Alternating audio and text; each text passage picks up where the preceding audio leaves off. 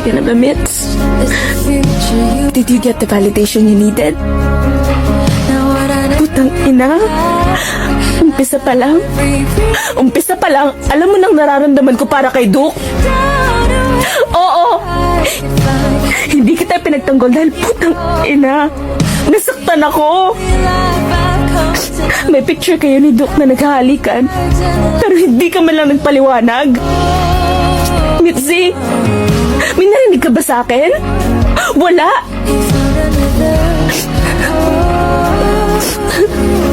Oo, naiintindihan ko.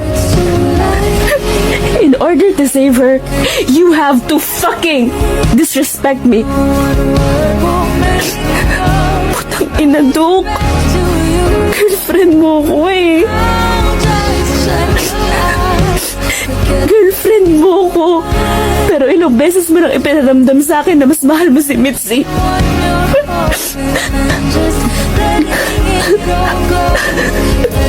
Ayan, napababa mo na.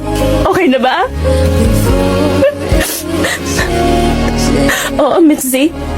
You're better than me. Mas matalino ka, mas maganda ka, mas mayaman ka. Lahat ng hindi ako. Maganda ang reputasyon mo sa school, hindi kagaya ko na may mga issue. Pero tangina naman. Kaibigan ko kayo eh. Bakit yung ko ginaganito? Bagsak din ako sa exam, pero ikaw ang pinuntahan ni Doc.